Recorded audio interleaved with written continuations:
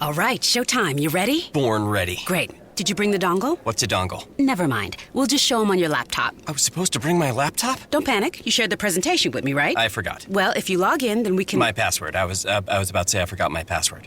You ordered the food through EasyCater, right? Yes? We'll be fine. Food can make or break a presentation, so make sure you order at EasyCater.com. Individually packaged food delivered right on time. How? EasyCater. My name is Edith Wilson, and I was not the first female president. Until Woodrow wakes up, I decide what is and isn't allowed.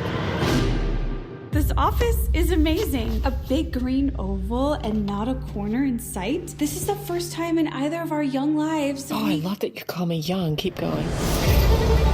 Q-Code and Crooked Media present Edith, starring Rosamund Pike. Listen on Odyssey, Apple Podcasts, or wherever you get your podcasts. He is from Northeast Ohio. His directorial debut movie is coming out tomorrow in theaters. It's called We Broke Up, and it'll be available on video on demand digital on April 23rd. It stars Aya Cash and William Jackson Harper. Jeff Rosenberg is with us now. Jeff, how are you? Thanks for joining us. Oh, man, this is very exciting. I've been listening to the commercials as I do in my normal life every day, and now you're talking to me. So it's kind of surreal, and I'm very excited to be here. Well, we appreciate that you're a listener, and congratulations on your directorial debut. I got to say, like, I'm a huge fan of The Boys, so, like, this is seeing Aya Cash, who played she was bad in that she's bad in that show. She's like a really evil character, and in this movie, it's a romantic comedy. That's quite a difference in roles for her, and I love a good rom-com, so I'm looking forward to it. But quite a different role for her, right? From that movie, from that show to this movie. Oh, certainly, yeah. I mean, she had she was on the show You're the Worst, which was one of my favorite shows on TV, and she was great on that. But she had already shot The Boys when we started filming this, but it hadn't aired yet. So I was asking her, I was like, I had seen season 1 of The Boys and loved it. I was like, what's your character? Because I read it's a Nazi. She's like, oh, yeah, my character's terrible. She's like, so get ready for that one. So it's created a nice, juxtaposition with this movie coming out now, since that's what people have most recently seen her in.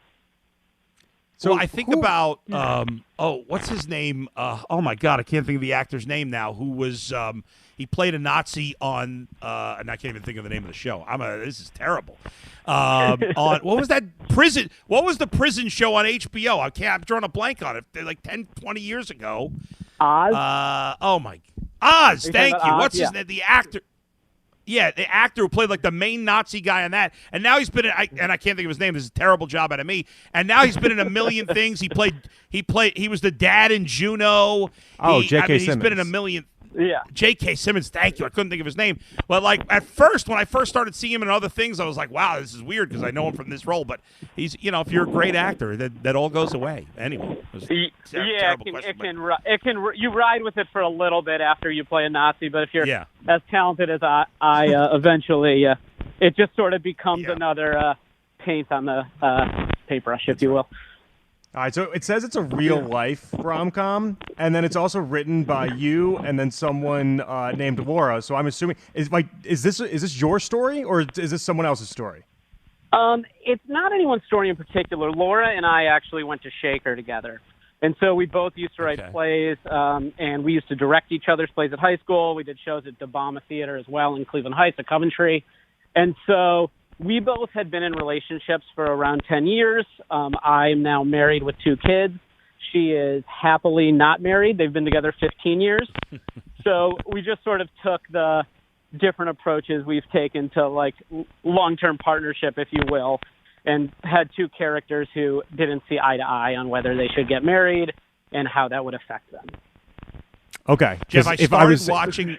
Go ahead, Jonathan. I was going to say, if I was going to follow up here, like if I'm trying to, like the people in this and the description for those that haven't yet seen anything around this, right? It's about people being together for 10 years, and then Lori, she reacts badly to Doug's surprise proposal just before the little sister's wedding, and then he dumps her, and then not wanting to steal the spotlight, which is a good move, by the way. They pretend they're still together, but then they're still flirting with people, with other wedding guests. And I was thinking to myself, I'm like, they just got out of a 10-year relationship. Like, they're already back flirting with people? Yeah, I think they don't really know what to do, because that's sort of the idea and the uncomfortableness of it, and why we thought it would make a great movie is, they broke up. Normally, if you have like a catastrophic event like that, you try to avoid each other, but that's not possible. They're staying in the same cabin at this wedding, pretending they're together. So I think within the heightened emotions of that, they maybe make some questionable decisions as they're sort of trying to figure out what their next move should be. We're talking with Jeff Rosenberg. He's from Northeast Ohio. Just told you went to Shaker. His directorial debut, the movie is We Broke Up, again in theaters tomorrow, and available video on demand digital April 23rd, so next Friday. I like I said, I was watching the trailer, Jeff, but then I stopped it midway through because I'm like, I don't want to see any more, because I was like, okay, it looks good. I don't want to see the rest of the trailer because I don't want to see any more lines. I don't want to give any more. I'm so paranoid about watching trailers because I don't want too much given away, It's weird to be on the other side where you're like involved in creating them, and I'm the same way. Like at movie theaters, I close my eyes and cover my ears. Yes, I don't watch trailers at all.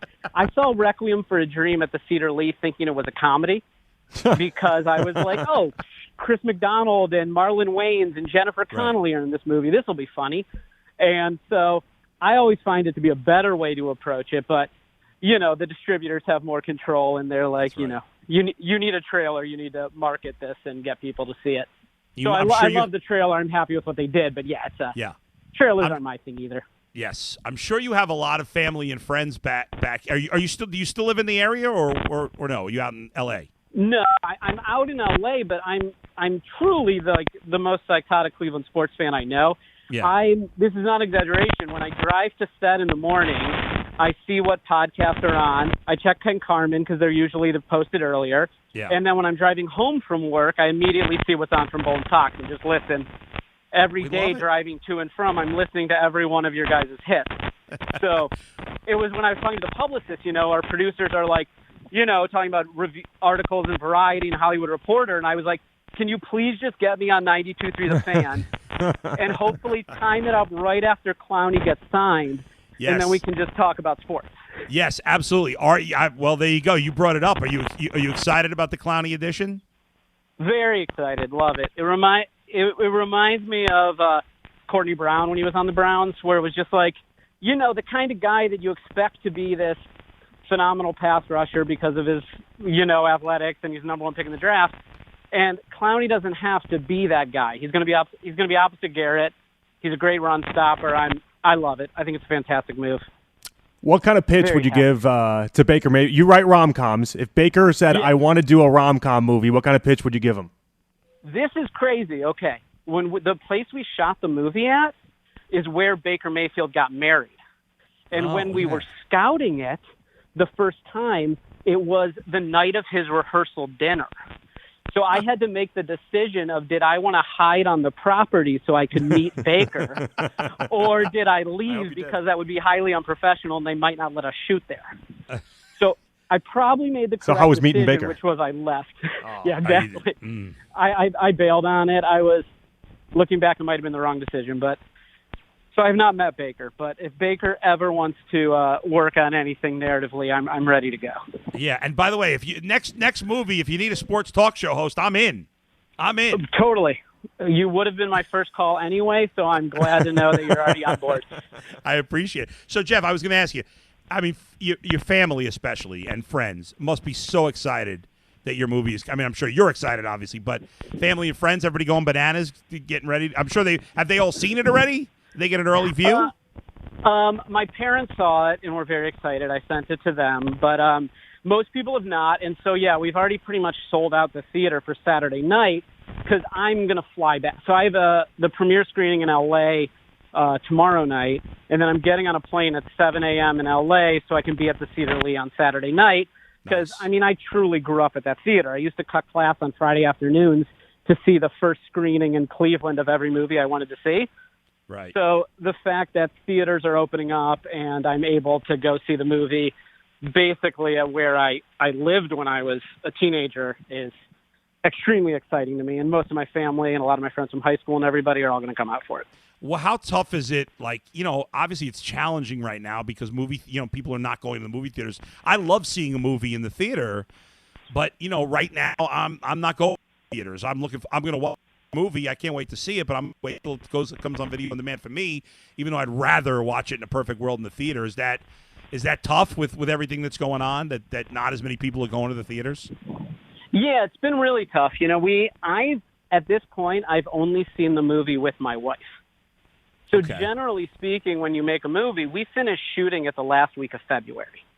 So we basically finished shooting, and 2 weeks later there were stay-at-home orders in California. So usually in the process, you show the movie to 15 or 20 friends in a room because you can gauge how it's playing with the crowd and things like that, and then you play film festivals and do that thing. And we didn't have the opportunity to do any of that. So on Friday, tomorrow, in L.A., will be the first time I've seen it with anybody at pretty much any audience, period. Wow. So it's exciting, but it's a strange dynamic. We had to do all of editing over computers. We did nothing in person. And, I very much look forward to it. I, like you, would always rather see a movie in a theater, but our distributor's been great. I mean, we're playing at 35 theaters, which is more than I expected at this point. And then we'll be available on demand so quickly after that anyone who's not able to go or not comfortable doing it, which I'm not sure if I would be if it wasn't my own movie, will have that opportunity, which is great. And so what I'm always interested in with rom-coms, they have their own little cheekiness to it, right? And they do have the comedy side attached to it, but rom-coms, they just have a different flow. You're obviously a funny guy. There's no question about that. But did you go to different comedians? Did you take different classes? Did you have people punch it up? How did that process work? It's weird because I know the movie's defined as a romantic comedy, but I've always just approached things as telling an honest story about a relationship or about the characters involved. And then I guess because of my personality and how I am, the movies end up being funny. But I don't usually set out with that in mind. On this, it was I think this would be an interesting situation with, this couple breaking up right before her little sister's wedding and having to pretend they're still together. And as it evolved and as it grew, and, we have Tony Cavallero's in the movie who's on Righteous Gemstones, who's hysterically funny, and you start populating the movie with funny people, it's a comedy, but it was always, for me, just really about the characters and being honest to the relationship. We're talking with Cleveland's own Jeff Rosenberg. His movie, We Broke Up, his directorial debut, again in theaters tomorrow and on video on demand digital on April 23rd. Indians got no hit last night, Jeff. They did bounce back. So we're clear, I watched it. That's the level of my fandom. I'm watching the game. I'm texting with my best friend from college who's a Sox fan, and I'm just doing anything I can to jinx the perfect game. And he keeps being stop texting me. I'm it's for sure going to be a perfect game. And so then when Perez gets hit by the pitch, I'm just now it's for sure going to be a no-hitter. And he's just stop talking to me. I was I'm jinxing this game, whatever I can do. Jeff, what team means the most to you of the three Cleveland teams, if you had to pick? I mean, I'd say it's probably the Browns, just because they're the easiest to track. When you're out in California, I tape every Cavs game and watch them on delay. Wow. But it's just a more difficult process to do that. And the Browns, usually I can get a group of friends from last year I was convinced we were going to win the Super Bowl. This is 2 seasons ago after we traded for Odell. I had a pre-Super Bowl party with 40 people at my house, friends from high school, college, Cleveland people I've met in production offices. I wear a Browns mask every day at work. So if I see anything, we immediately, it's like a beacon. We just find each other on set when you have other Cleveland fans. And so, we had this huge I had a pre-Super Bowl party because I was convinced we were winning the Super Bowl 2 years ago. And I probably contributed to that because I was predicting them to win 11 games that year. Oh, you definitely. And I'm listening on the radio both crazy. They're winning at least 14. So don't worry. I'm as crazy and hyperbolic as you can get. But then this year was so bizarre because I have people are coming up to me wanting to talk about them making the Super Bowl, not in my goofy wearing a Jake Del Home jersey on set, which I do sometimes. they're actually wanting to talk to me. Like, oh, are the Browns gonna? How do you think they're gonna win in the playoffs? How are they doing? I'm like, oh, these people aren't mocking me. This is like a genuine conversation, and so it's been interesting to experience that shift to actually being a good team. Who do you think on the Browns? Like Odell. Let's focus on Odell for a second. If Odell tried to act, do you think he could actually do it? Do you think he could pull it off? I don't. I think he'd be a little too aware of himself. I think he could play himself fine, but I don't know that he, like, if you look at, like, I think, like, Asamoah is now, like, a legitimate actor, and you look at some of these people who have actually transitioned, I think it's, like, one of those things where, like, you look at, like, a Steve Kerr or someone like that, where sometimes the role players make for better coaches. I think the same thing might be the same with athletes. Which, I mean, I did the league for 3 seasons, so we had football players on all the time, and you would never know how they were going to be. It was always interesting. That was a highlight for me. We had Josh Cribbs on. Who are your of the shows? Not including shows you've worked on or work on. What are some of your favorite TV shows, including things going on now over the last decade? I mean, I was obsessed with Game of Thrones, as I think most people were. I'm a huge fan of Succession. I then have my reality shows I'm obsessed with. Like, I love Top Chef. Okay. I'm a full-blown Big Brother completionist. I've seen every episode. Maybe not my proudest thing to say on the radio, but I watch it too. It's good. Yeah. Oh, gross, the best. And then I love Fleabag. There's a lot of Ted Lasso. I just watched. I thought that was a lot of fun. Yeah, I think Ted Lasso. I've been telling people, like, when you're going through a year with COVID, it's been depressing. Things have been like Ted Lasso's just a show that just makes you feel better. 100%. Yeah, and I mean, I'm such a sucker for sports stories anyway. Yeah. So I was just fully on board with Ted Lasso. I was like, this is fantastic. Well, I know. Yeah. What's the next project? I don't mean to move. I just what's on up next for you after we broke up. Don't know specifically. I'm gonna sort of ride the wave here for the next few weeks and start trying to figure it out. I have some scripts I want to make, so hopefully this will lead to more projects and more visits to your show, because I'd like nothing in the end. I'd like nothing more than to just talk about Cleveland sports at all moments of my life. Love it. I'm going to need someone at some point to come in and give me a review of LeBron and Space Jam, okay? Can you be that guy? I mean, I will say we have the same music supervisor who is also from Cleveland. So look at that. He's like, I was one of those, I might be breaking his NDA. He's probably going to listen to this later because he's one of my best friends.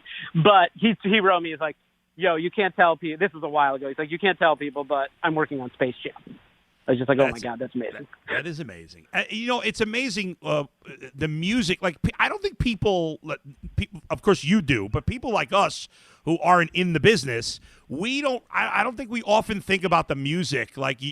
But the music is such a huge part of the movie, right? For every movie. It's a very big part of it. I mean, there's so many different. It truly does take just a team of so many different craftsmen and people to put together a film. It's a minor miracle that they end up coming together at all. But music is 100% one of those things that, like, if you have scenes that aren't totally working or you're not sure, you want to adjust the emotion of a scene. If you just change the song or change the cue, it's pretty incredible how much you can adjust the emotion of the scene right off that. Everybody, go see this movie. First of all, it's going to be good, and I can't wait to watch it. But second of all, just go see it just because Jeff's beyond the fact that it's going to be good. Jeff's from Northeast Ohio, and he's made it, and he has this movie coming out, and it's awesome. It's We Broke Up. It's in theaters tomorrow. It'll be on video on demand digital on April 23rd. Everybody watch it. Everybody enjoy it. Jeff, we're so glad that you're a fan of the show. We're happy for you. Great success with the movie. I look forward to watching it. Thank you so much, guys. Go Browns. Go Browns. There you go. Jeff Rosenberg. Oh, thanks, everyone. I have 2 announcements. First, we didn't use EasyCater for this meeting, which is why the food never arrived. Also, and I just thought of this, effective immediately, everyone will be paid in wildly volatile cryptocurrency. You're all now billionaires. And now you're broke. Bad ideas happen when there's no food for the meeting. So make sure it's on time and as ordered from more than 80,000 restaurants. Now, EasyCater. You're rich again. And now you're not. Order 24/7 on EasyCater.com.